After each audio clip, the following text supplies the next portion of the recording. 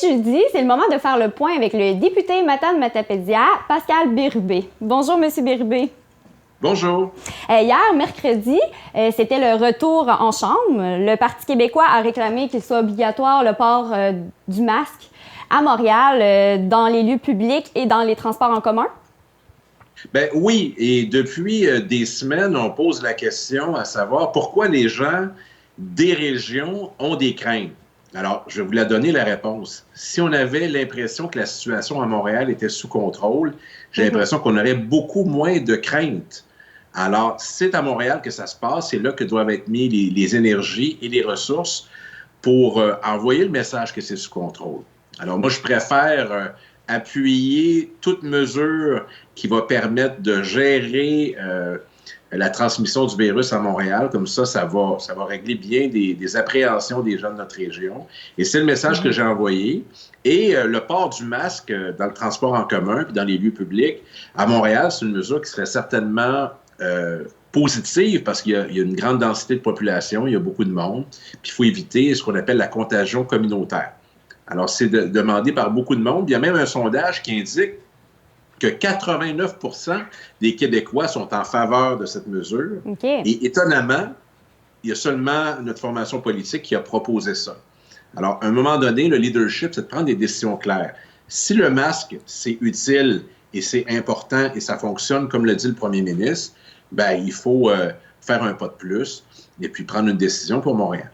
Oui, parce qu'il y a d'autres pays que c'est obligatoire, le masque. Pourquoi nous, il y a on des peut pays, pas? oui, bien sûr, vous avez raison, il y a des pays pour qui c'est dans la culture depuis des années, certains pays asiatiques, notamment le Japon. Mais il va falloir vivre avec un certain nombre de contraintes. Puis comme c'est à Montréal que ça se passe, bien, c'est là que les mesures doivent être prises. Ce qui est assez paradoxal, c'est que notre région est confinée depuis des semaines, mais c'est pas chez nous qu'il y a le problème. Et là où il y a le problème, ben il y avait une pleine liberté, notamment de venir dans d'autres régions. Alors, c'est une observation que plusieurs de nos concitoyens ont fait avec raison. Et c'est pour ça, moi, que j'ai, à titre de chef parlementaire du Parti québécois, indiqué que toutes les ressources possibles doivent être mises à la disposition de Montréal pour qu'elle puisse endiguer ce problème-là du mieux possible. Et les régions seraient moins insécures que Montréal, les gens de Montréal viennent, c'est ça, si c'était sous contrôle. Mais là, présentement, ça ne l'est pas. Bien, ça ne l'est pas. Puis, on me questionne beaucoup sur la date de réouverture de la région, en fait, la fin du contrôle routier au Bas-Saint-Laurent. Le gouvernement a toujours tranché que ça allait être le 18 mai prochain, donc lundi la semaine prochaine. Oui, ça alors, ça, c'est une décision du gouvernement de la CAQ. Les gens posent la question, pourquoi nous, on est contre? Puis pourquoi ils font pareil? Bien, ils le font dans toutes les régions du Québec, y compris dans les régions où il y a juste des députés de la CAQ. Mais est arrivé un nouvel événement. Les gens ont vu ça certainement pour des raisons qu'on ne s'explique pas pour l'instant. La Côte-Nord va obtenir 2 semaines supplémentaires et il semble que c'est une décision de la santé publique. Parfait. Alors moi, j'invite le directeur de la santé publique du Bas-Saint-Laurent à nous indiquer pourquoi la Côte-Nord a des raisons de faire ça et pas le Bas-Saint-Laurent. Et j'ajoute un élément qui va intéresser vos téléspectateurs qui aiment se rendre au Nouveau-Brunswick. Bien, la nouvelle est tombée cette semaine. La province voisine va fermer ses frontières pour une bonne partie de l'été. Donc, on a l'habitude, souvent dans la Matapédia, de se rendre à Campbellton, de se rendre à Tollville, d'aller en Acadie. Bien là, la frontière est fermée. Donc, eux ferment leurs frontières, pas nous. Je mets ça en perspective pour qu'on comprenne bien dans quelle situation on est présentement. Oui, et en plus, la ministre responsable de la Gaspésie et du Bas-Saint-Laurent, Marie-Ève Proulx, dit avoir entendu les élus du Bas-Saint-Laurent et de la Gaspésie au sujet de la levée du point de contrôle à la Pocatière, mais qu'elle fait confiance, c'est ça, au ministère de la Santé et du gouvernement. Ben oui, en fait, entendre et poser les gestes, c'est deux choses. Donc, dans notre région, là, c'est unanime.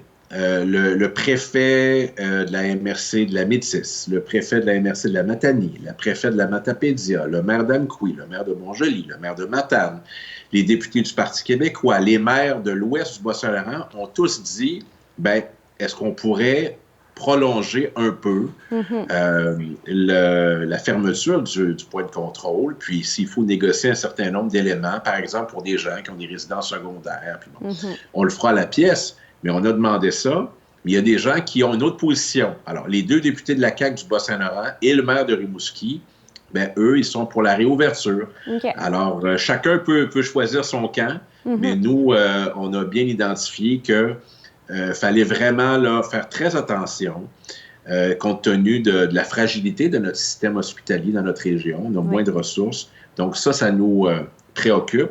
Et c'est une position responsable, celle de dire qu'il vaut mieux avoir plus de précautions que moins. Oui, ça, c'est sûr. Aussi, hier, mercredi, le PQ réclame aussi que la santé publique donne des points de presse distincts de ceux organisés chaque jour par le gouvernement. Oui, bien, on a demandé ça parce que quand on veut juger de l'action d'un gouvernement, il faut savoir qu'est-ce qui relève de ses décisions à lui, qu'est-ce qui relève des recommandations de la santé publique. Or, là, les rôles sont assez confondus. On ne sait pas où commence le politique, où commence la santé publique, parce que tout est entremêlé, c'est toujours les mêmes points de presse. Pourtant, c'est possible de faire différemment. Par exemple, en Ontario, on a appris hier que le directeur de la santé publique, donc le Horacio Arruda ontarien, lui est sorti publiquement en disant « ben moi, je suis contre ce que le premier ministre Ford a annoncé, puis je vous dis pourquoi. » Fantastique, hein? Alors, on apprend quelles sont les réserves de la santé publique, pas en privé, en public. Il le dit à la population.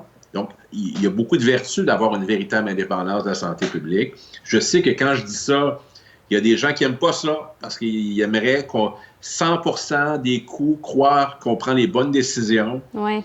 Il n'y a personne qui a cette moyenne-là. Alors, il vaut mieux prendre un certain nombre de précautions pour valider, parce que les informations privilégiées et les arbitrages puis les délibérations, on n'y a pas accès. Ça se fait derrière des portes closes. Alors, moi, j'aime mieux poser des questions qui sont souvent très à propos. La preuve, bon, j'ai lu avec plaisir dans le journal Le Soleil ce matin de la part de l'éditorialiste Jean-Marc Salvet que j'avais été celui qui avait eu les questions les plus pertinentes à l'Assemblée nationale hier. Ça me fait plaisir et ça démontre que j'ai fait œuvre utile. Puis je vais continuer de faire ça avec le bon ton en étant constructif.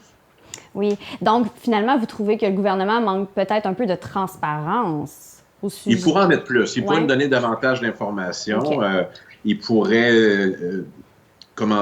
mettre davantage à contribution les partis d'opposition, puis on y gagnerait, c'est sûr. Alors, je pense qu'on est capable de juger des situations. Puis moi, je suis partisan de donner plus d'informations. Monsieur Jean Boulet a dit qu'il y aura une annonce prochainement pour la réouverture des musées, salons de coiffure et restaurants. Oui, bien là, ça a créé beaucoup d'espoir parce que tout le monde a des préoccupations qui sont légitimes. Puis je reçois beaucoup de demandes pour, par exemple, je vous nomme quelques secteurs d'activité. Évidemment, la coiffure. Les gens sont en attente. D'abord, les coiffeurs, coiffeuses. Toilettage animal. Ça, j'en reçois beaucoup de demandes là-dessus. Société de l'assurance automobile du Québec. Différents services. Alors, soins esthétiques. Beaucoup de choses qui sont demandées. Donc, je pense que tout ce qui est soins personnels, on devrait avoir... une annonce qui va venir, selon ce que j'ai pu lire moi-même là, dans le journal Le Nouvelliste de Trois-Rivières de la part du ministre Jean Boulet. Tranquillement, là, les secteurs se libèrent. Là, on a appris, par exemple, cette semaine, là, que pour les sports individuels, ça allait être permis pour plusieurs sports, qu'on allait ouvrir les parcs, là, les EC. Donc, tranquillement, ça arrive. Là. Puis, tous les sports un peu individuels, là, golf. J'ai demandé qu'il y ait un plan, une séquence, hein, une séquence prévisible. Quel est le prochain secteur, comment on le prépare et tout ça. Puis, il y a d'autres secteurs aussi qui sont essentiels. Par exemple, les dentistes qui font seulement des urgences présentement, qui sont habitués de travailler là, dans un environnement très contrôlé, ils sont très responsables. Donc, ça, c'est un secteur qui m'importe beaucoup parce que c'est la santé bucco-dentaire, puis c'est important. Oui, mais en même temps, ils travaillent avec la salive. C'est pour ça que c'est comme plus compliqué, là. Absolument, mais ils sont habitués à se protéger, à avoir des normes très élevées. Moi, j'ai eu l'occasion de parler avec certains dentistes. Et puis, je pense qu'ils ont envie de contribuer, puis ils vont prendre toutes les précautions nécessaires. Puis on s'entend que les restaurants, ça va sûrement être les derniers. Les salons de coiffure vont sûrement réouvrir avant les restaurants. Bien, l'enjeu des restaurants, c'est les salles à manger surtout, parce que présentement, c'est possible de faire des commandes pour emporter ou de la livraison. C'est pas tous les restaurants qui sont organisés pour ça. Mais là, il y a des cantines qui ont réouvert sans avoir de table de pique-nique autour. Je pense qu'il y a une négociation, là, c'est ce que j'ai comme information, là, pour l'ouverture des salles à manger, à savoir comment ça va se passer. mais il va falloir aussi du soutien aux restaurateurs parce qu'il y a beaucoup de gens qui ont été supportés. Les restaurateurs et les hôteliers, là, moi j'en parle souvent, c'est à la base de notre industrie touristique. Il va falloir là, avoir là, un soutien là, pour cette période difficile qu'on va vivre. Oui, en fait, qu'on continue de vivre. Puis je dis qu'on va vivre parce que le gros de la saison, c'est l'été. Et c'est ça que j'ai en tête, mais il faut les soutenir. Et puis moi, je plaide régulièrement pour un soutien à nos fiers restaurateurs de la Matapédia et à nos hôteliers et aubergistes, toutes les offres d'hébergement. Je pourrais vous parler du camping aussi. Ça intéresse beaucoup de gens. Qu'est-ce qui va arriver avec le camping? Ça aussi, ça fait partie des préoccupations. Mais il y a une association qui vient d'être créée aussi de les restaurants, je crois. Les restaurants, même les bars se sont regroupés, se sont organisés parce qu'il y a des gens qui aimeraient retrouver leur bar préféré aussi. Alors, tout ça, là, je peux vous dire que régulièrement, je fais des représentations là-dessus. Le gouvernement n'en parle pas pour l'instant, n'est pas prêt à faire d'annonces, mais nous, on continue de faire des représentations qui sont basées sur l'expérience concrète que les propriétaires nous livrent. Oui. Bon, bien, merci beaucoup. Pascal Bérubé, député Matane Matapédia, merci d'avoir fait le point avec nous cette semaine et à la semaine prochaine. Merci. Au revoir. Au revoir.